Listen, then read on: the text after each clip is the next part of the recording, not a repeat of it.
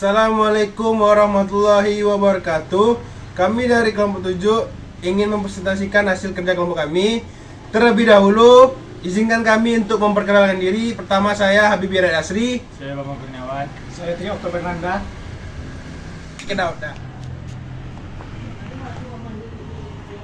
Assalamualaikum warahmatullahi wabarakatuh. Saya akan menjelaskan analisis pengelolaan persediaan UD Cakrabuana menggunakan metode Economic Order Quantity atau biasa disebut dengan EOQ. Sebelumnya, nama kelompok Bambang Kurniawan, Bibi Raid Asri, dan Trai Oktober Nanda. Dosen pengampu Agus Mulyadi STMT. Latar belakang: siomay adalah salah satu jenis dimsum atau makanan khas Indonesia. Dalam bahasa Mandarin, makanan ini disebut siomay, yaitu daging cincang yang dibungkus kulit dan tipis dari tepung terigu yang dimatangkan dengan kukus. Olahan makanan itu banyak digemari oleh masyarakat, umumnya anak-anak remaja.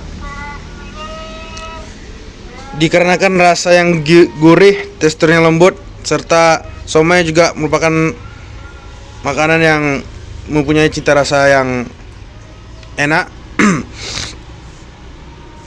dengan daging dan tepung dicampur dengan bahan pelengkapnya. Pada umumnya siomay menggunakan bahan dasar ikan tenggiri atau bisa juga dengan ayam, sesuai selera. Selama ini pengelolaan persediaan di UD Cakrabuana masih kurang efektif karena belum adanya prosedur yang pastinya melakukan order pembelian pesanan. Dilakukan berdasarkan perkiraan kebutuhan tanpa ada metode yang pasti digunakan. Tujuan penelitian. Tujuan dari penelitian ini adalah untuk menganalisis pengelolaan persediaan barang dagang yang tepat agar perusahaan memperoleh laba atau keuntungan yang optimal, termasuk biaya penyimpanan dan biaya pemesanan. Kajian literatur persediaan, Martani et al. 2016. Persediaan merupakan salah satu aset yang sangat penting bagi suatu entitas, bagi perusahaan retail, manufaktur, jasa maupun entitas lainnya. Yuliana Topo Wijoyo dan Sujana 2016 dalam penelitian yang berjudul penerapan model EOQ Economic Order Quantity dalam rangka meminimumkan biaya persediaan bahan baku, stock or menyimpulkan bahwa persediaan merupakan kekayaan perusahaan yang berupa bahan baku, setengah jadi, dan bahan jadi. Putra dan Nurisyati 2011 dalam penelitian ini berjudul efektivitas pengelolaan sistem informasi akuntansi dalam pengendalian persediaan obat dan dari Rumah Sakit Syuhada Haji Blitar, mengemukakan bahwa persediaan adalah merupakan barang-barang yang dimiliki untuk dijual kembali ataupun digunakan memproduksi barang-barang yang akan dijual lagi, dan berpengaruh sangat besar terhadap laporan keuangan perusahaan tersebut. Selanjutnya akan dijelaskan oleh Trai Oktober Nanda. Fungsi persediaan. Geser ke kanan, Cok. Oh, udah nih. Langsung aja ngomong. Fungsi persediaan. Persediaan dapat memiliki berbagai fungsi yang menambahkan fleksibel operasi. Diulang ini ada notif lah. Kau potongnya nanti ya. Ya, langsung aja ngomong. Aman, Cok. Fungsi persediaan. Persediaan dapat memiliki berbagai fungsi yang menambahkan fleksibilitas operasi perusahaan. Keempat fungsi persediaan adalah sebagai berikut. 1. Untuk memberikan pemilihan barang agar dapat memenuhi permintaan pelanggan yang diadaptasi untuk memisahkan perusahaan dan fluktuasi permintaan. 2. Untuk memisahkan beberapa tahapan dari proses produksi. 3. Untuk mengambil keuntungan dari pemotongan jumlah karena pembelian dalam jumlah besar dapat menurunkan biaya pengiriman barang. 4. Untuk menghindari inflasi dan kenaikan harga. Jadi jenis persediaan. Menurut Heiser and Render 2017,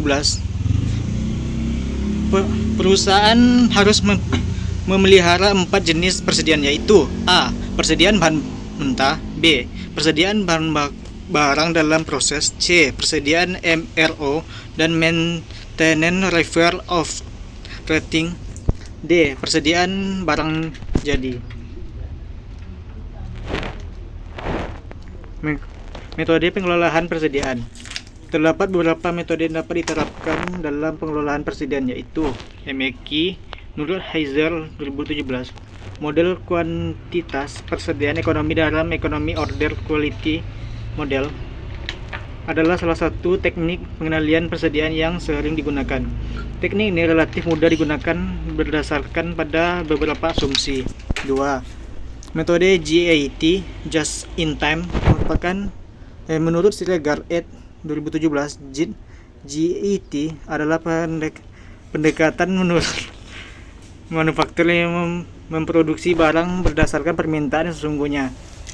Ada beberapa produksi dengan jadwal yang tepat berdasarkan pada proyek. 3. Metode MRP, Material Requirements Planning, merupakan sebuah teknik permintaan terikat yang menggunakan daftar kebutuhan bahan, persediaan yang penerimaan yang diperkirakan, dan jadwal produksi induk merupakan kebutuhan material Hazer and Render 2017.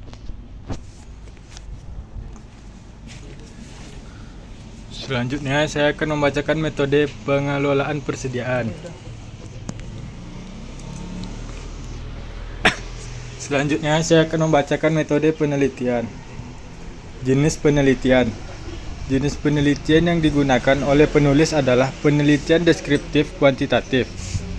Jenis penelitian deskriptif kuantitatif merupakan penelitian yang menggambarkan objek apa adanya serta menggunakan data yang berupa angka-angka untuk menggambarkan secara sistematis. Selanjutnya ada metode pengumpulan data. Metode pengumpulan data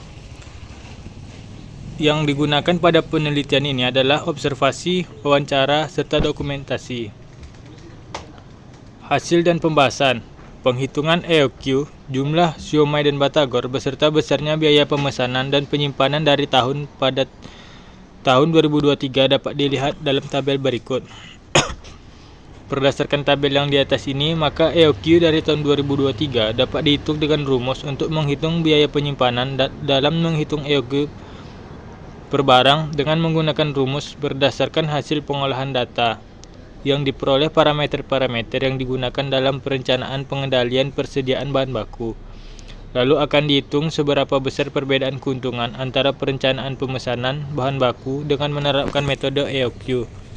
Dengan diperolehnya jumlah perencanaan pemesanan bahan baku yang optimal, maka diharapkan persoalan pemesan bahan baku sesuai dapat teratasi dan dapat memenuhi permintaan pasar. Selanjutnya ada kesimpulan. Yang pertama, penelitian ini ditujukan bahwa metode EOQ merupakan salah satu metode yang dapat digunakan oleh usaha dagang cakrabuana dalam meminimalkan biaya yang berkaitan dengan persediaan bahan baku, efisiensi biaya pemesanan dan biaya penyimpanan persediaan serta mengoptimalkan laba dalam mencapai penerapan metode EOQ pada usaha UMKM ini. Yang kedua, berisikan hasil dari pengolahan data yang telah dilakukan, kemudian dituangkan dalam kesimpulan untuk menjawab rumusan masalah dan saran-saran mengenai penelitian yang telah dilakukan, yang nantinya dapat menjadi bahan pertimbangan bagi pihak perusahaan. Dan yang terakhir, dari hasil penelitian yang kami lakukan dan saran yang ditujukan kepada perusahaan dalam usaha pengukuran kinerja yang masih diperlukan perbaikan ataupun penyesuaian. Ada lagi saran dari kami. Yang pertama, perusahaan disarankan untuk mengawasi persediaan yang ada di gudang agar perusahaan tidak kekurangan stok. Yang kedua, sebaiknya perusahaan menerapkan pengelolaan persediaan barang dagang menggunakan metode EOQ, karena biaya persediaan dapat diefisiensikan menggunakan metode tersebut, sehingga laba perusahaan dapat dioptimalkan. Sekian hasil presentasi dari kelompok kami. Apabila ada kekurangan atau kekilafan mohon dimaafkan. Akhirul kalam. Wassalamualaikum warahmatullahi wabarakatuh.